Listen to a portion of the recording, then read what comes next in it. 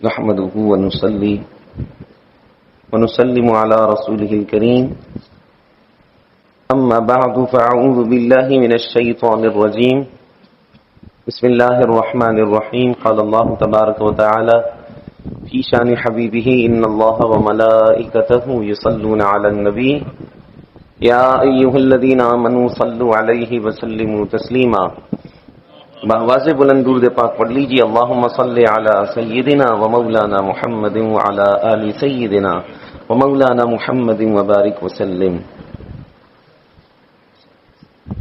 طرق خیر کی کثرت کے حوالے سے ہمارا درس چل رہا تھا کہ دین اسلام وہ دین ہے کہ جس نے ہمیں نیکیاں کرنا اتنا آسان بتا دیا ہے کہ اب ہمارے لیے ان نیکیوں کا اختیار کرنا، ان نیکیوں کو کرنا بہت آسان ہو چکا ہے۔ حضرت سیدنا ابو ذر غفاری رضی اللہ تعالیٰ عنہ فرماتے ہیں کہ رسول اکرم نور مجسم شہنشاہ بنی آدم صلی اللہ تعالی علیہ وآلہ وسلم نے ارشاد فرمایا، تم میں سے جو شخص صبح کرتا ہے اس کے ہر جوڑ پر صدقہ لازم ہے۔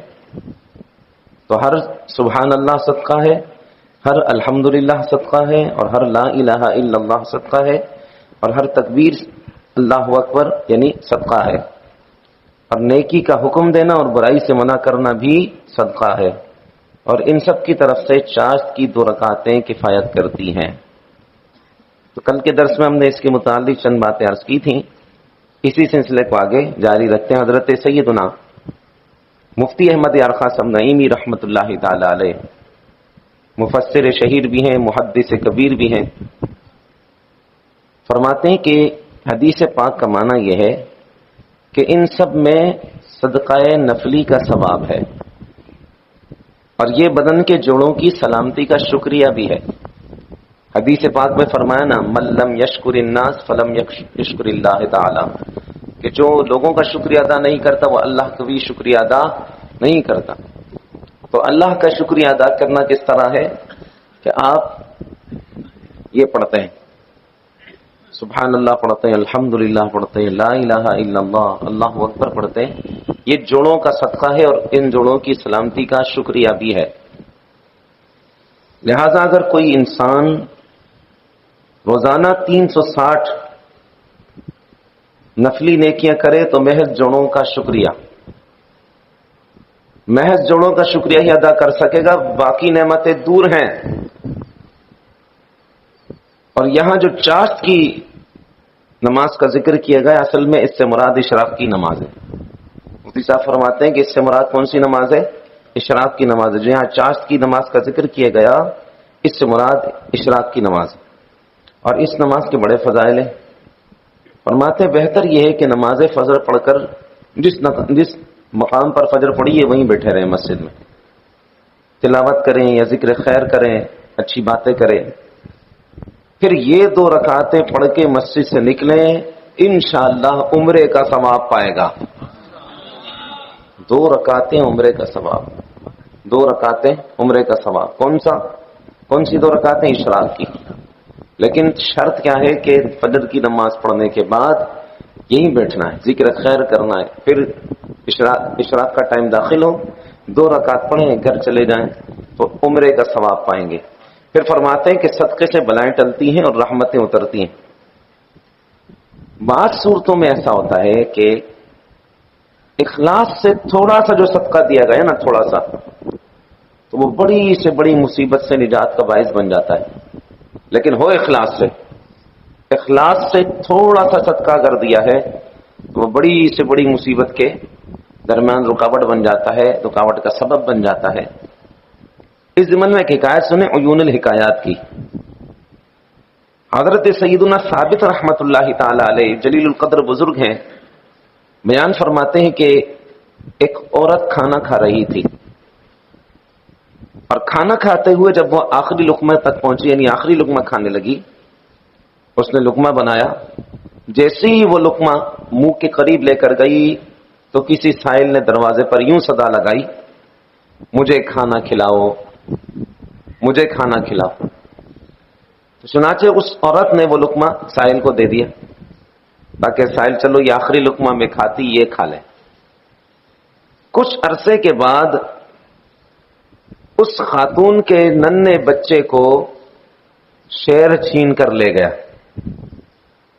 ابھی شیر تھوڑی ہی دور گیا تھا کہ اچانک سے ایک شخص درمیان میں آیا، شیر کے دونوں جبڑے کھولے، اس کے بچے کو پکڑا اور پکڑ کر لا کر اس عورت کو دیا اور کہا لقمے کے بدلے لقمہ،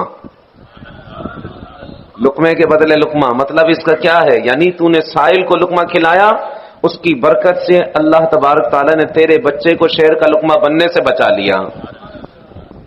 تو لقمے کے بدلے لقمہ آ گیا۔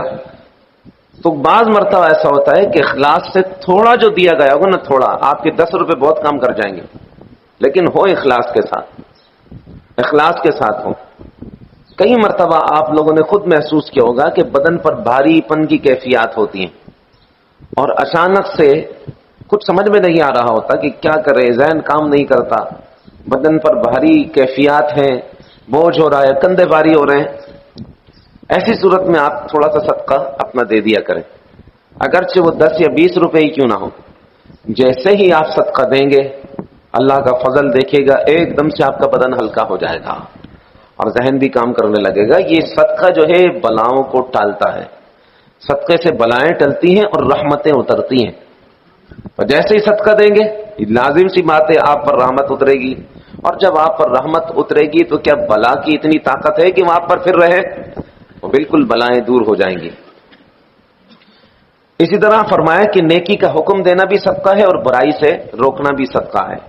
لیکن ہم میں اب نیکی کا کوئی حکم دیتا ہے نا تو دوسرا بندہ اس کی نیکی کو قبول نہیں کرتا، اس کا شکریہ ادا نہیں کرتا، بلکہ اس کو آگے سے تنزیہ کوئی جملہ کہا جاتا ہے کہ مجھے مت سکھاؤ یا مجھے سب پتہ ہے، اور اس کی نیکی کو رائے گا کر دیتے ہیں، اس کی نیکی کو نیکی سمجھتے نہیں ہیں۔ کوئی کسی کو سکھانے کی کوشش کرتا ہے کہ آپ یہ کام غلط کر رہے ہیں تو وہ کوئی غلط سمجھنے کے لیے تیار ہی نہیں ہے۔ لہذا نیکی کا حکم دیتے رہیں، سامنے والا بھلے آپ کو کچھ بھی کہے، اس سننے پر بھی اللہ کی بارگاہ سے انشاءاللہ اجر پائیں گے۔ کوئی آپ سے سخت جملے استعمال کرتا ہے، سخت بات کہتا ہے تو آپ اس کو سن لیں، کوئی مسئلہ نہیں۔ تو اچھی باتوں کا حکم دینا اور بری باتوں سے منع کرنا یہ بعض مرتبہ زبانی بھی ہوتا ہے، دلی اور عملی بھی ہوتا ہے، یعنی 3 کیفیات ہیں اس کی، زبانی، دلی اور عملی۔ یہ زبانی، دلی اور عملی حدیث پاک سے لیا گیا ہے کہ بندہ، سرکار دو جہاں صلی اللہ علیہ وسلم ارشاد فرمایا کہ اگر تمہارے سامنے کوئی برا کام ہو رہا ہو، خلاصہ حدیث یہ ہے کہ یا تمہیں طاقت ہو ہاتھ سے روکنے کی تو ہاتھ سے روکو، اگر ہاتھ سے طاقت نہیں ہے تو پھر زبان سے روکو، اور اگر زبان سے بھی نہیں کر سکتے تو پھر کم از کم دل میں برا جان۔ تو کیا تین نکلی؟ زبانی، دلی اور عملی، یہ 3 کیفیات ہیں۔ عالم دین کا واعظ کرنا یہ زبانی تبلیغ ہے، یہ زبانی تبلیغ ہو رہی ہے ہماری یہاں پر۔ آپ کو جو بات سکھائی جا رہی ہے، سبحان اللہ پڑھنا سکھایا جا رہا ہے، اسی طرح صدقہ کرنے کی ترغیب دلائی جا رہی ہے، اسی طرح صدقے کے متعلق حکایات بیان کی جا رہی ہے، یہ زبانی تبلیغ ہے۔ اور پھر اسی طرح آپ کی ذہن سازی چاشت پڑھنے کی، اشراق پڑھنے کی بنائی جا رہی ہے کہ جس نے مسجد میں فجر کی نماز پڑھنے کے بعد بیٹھا رہا اور یہاں تک کہ اس نے 2 رکعتیں اشراق کی پڑھ کے اٹھے گا، اللہ تعالیٰ اس کو عمرے کا ثواب عطا فرمائے گا، یہ ذہن سازی کی جا رہی ہے، یہ دینی تبلیغ ہے، زبانی۔ اسی طرح کوئی دینی کتاب اپنے قلم سے لکھے تو یہ قلمی تبلیغ ہے، جب تک کہ اس کتاب کو پڑھا جائے گا، جب تک اس سے فیض حاصل کیا جائے گا، بندے کو اس کا ثواب ملتا رہے گا۔ اسی طرح لوگوں کے سامنے اچھے اعمال کرنا، اگرچہ لوگ کہیں کہ دکھاوا کر رہا ہے، کہتے رہیں، دیکھیں ریاکاری کا تعلق انسان کے باطن سے کہ اندر کیا چاہ رہا ہے۔ ظاہر پر ریاکاری نہیں لگتی ہے، ظاہری طور پہ تو آپ سمجھیں گے کہ کوئی بھی ریاکاری کر رہا ہے، ظاہری طور پہ تو کوئی کچھ بھی کہہ سکتا ہے، لیکن اس کا تعلق بندے کے اپنے باطن سے ہے، قلبی کیفیت کا نام ہے۔ ایک بندہ ظاہراً بہت ہی زیادہ وہ خشوع و خضوع کے ساتھ ہو، آپ بھی کہہ رہے ہو کہ اس سے زیادہ خشوع و خضوع کسی کا بھی نہیں ہے، لیکن اس کی باطنی کیفیت یہ ہے کہ لوگ مجھے بہت ہی خشوع و خضوع والا سمجھیں، یہ ریاکاری ہے۔ باطنی کیفیت یہ ہے کہ لوگ سمجھیں کہ میں جو ہے بہت ہی زیادہ نیک ہوں، پارسا ہوں، بڑا اللہ کے حضور میں عاجزی کرنے والا، لیکن اندر کیا چاہ رہا ہے کہ تاکہ لوگوں پر میری عاجزی کا ایک رعب بیٹھے، اندر اس کی چاہت یہ ہے کہ میری انکساری کا، میرے خشوع اور خضوع کا لوگوں کے اوپر ایک رعب بیٹھے اور روک سمجھے کہ یار یہ جو شخص ہے نا یہ بڑا عاجزی کرنے والا، انکساری کرنے والا، بڑا منکسر المزاج ہے اور بڑا نماز پڑھتا ہے، تو اللہ اس کو دیکھنا چاہیے، بندے کو دیکھتا رہے بندہ. یہ اس کی اپنی خواہش ہوئی تو یہی ریاکاری ہے، اس کا کوئی ثواب نہیں ہے، لیکن اس کی اپنی خواہش نہیں ہے، دلی کیفیات ایسے نہیں ہے، بلکہ اس کی خواہش یہ ہے کہ میں واقعی رب کو دکھا رہا ہوں، میرا رب مجھے دیکھ لے، بس میرے رب قبول کر لے، میری جو چھوٹی سی عبادت ہے یہ میرا رب قبول کر لے، یہ اس کی کیفیات ہیں.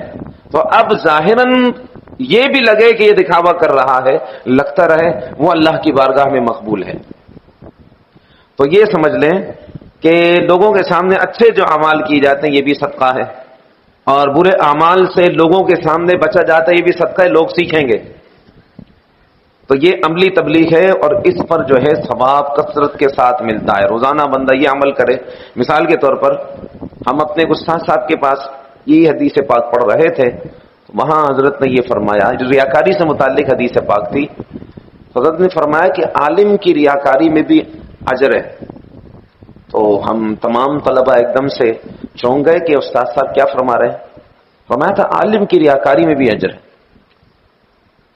تو ہم حیران ہو گئے کہ عالم کی ریاکاری میں کہاں سے اجر. فرمایا لوگ تو دیکھ کر سیکھتے ہیں نا، لوگ دیکھیں گے سیکھیں گے، جب دیکھ کر سیکھیں، کیونکہ عالم کا ایک ایک قدم نوٹ کیا جاتا ہے، اس کا چلنا، اس کا بیٹھنا، اس کا کلام کرنا، اس کا میل ملاپ، اس کا تعلق، اسی طرح اس کی صحبت، اس کا سلام کرنا، اس کا معانقہ کرنا، اس کی بات چیت، یہ سب نوٹ کیا جاتا ہے. اسی طرح اس کا نماز پڑھنا، نماز پڑھتے ہوئے بھی لوگ دیکھ، اس کا وضو کرنا، اگر اس کی نیت دکھاوے کی بھی ہے نا کہ یہ دیکھے، تب بھی اس کے لیے اجر ہے. کس طرح اجر آئے گا کہ سامنے والا اس کو دیکھ کر سیکھے گا، اور جب اس کو دیکھ کے سیکھے گا تو سیکھنے کی صورت میں عالم کو اجر مل جائے گا. تو اس کے لیے ایک اجر لازمی ہے. بہرحال دیکھ عمل جب بھی کریں تو خالصتاً اللہ کی رضا کے لیے کریں. آپ اللہ کی راہ میں صدقہ کریں، خیرات کریں، عبادات کریں، وہ بدنی عبادت ہو، مالی عبادت ہو، یا تقوی اور پرہیزگاری کے اعتبار سے روزہ رکھنا، کوئی بھی ہو، اللہ کی رضا کے لیے کریں. اللہ تعالی ہم سب کو عمل کی توفیق عطا فرمائے. آمین بجاہ سید المرسلین. آخر دعوانا الحمدللہ رب العالمین، والصلاة والسلام على اشرف الانبیاء وسید المرسلین، نبینا وحبیبنا وطبیبنا وملجأنا ومأوانا محمد صلی اللہ علیہ وسلم. سلیم معین صاحب کی والدہ کا انتقال ہوا، دعا کیجیے اللہ کریم ان کی بخشش و مغفرت فرمائے. یا رب ذوالجلال ان کے تمام صغائر کبائر معاف فرما، ان کے تمام گناہوں کو درگزر فرما دے، ان کی قبر کی آنے والی منازل میں آسانیاں عطا فرما، سوالات میں تخفیف فرما، سرکار دو جہاں صلی اللہ علیہ وسلم کی شفاعت نصیب فرما. یا رب ذوالجلال ہمارے حال پر بھی رحم فرما. یا الہ العالمین آج 25ویں شب تھی، مولا تبارک تعالی اگر یہ آج شب قدر ہے تو ہمیں اس سے حصہ عطا فرما. یا رب ذوالجلال اس کی برکت سے ہمارے گناہوں کو مٹا دے. یا الہ العالمین ہمیں صراط مستقیم پر چلنے کی توفیق عطا فرما. یا الہ العالمین ہم میں جتنے بے نمازی ہیں اپنے فضل سے انہیں نماز پڑھنے والا بنا دے. یا الہ العالمین ہم میں جو بے روزگار بھائی ہیں ان کے لیے روزگار کا انتظام فرما دے. یا الہ العالمین یقیناً تو فرماتا ہے کہ رمضان میں مومن کا رزق بڑھا دیا جاتا ہے، تو جن کے روزگار میں مسائل ہیں مولا اپنا فضل کرتے ہوئے ان کے رزق میں برکتیں عطا فرما.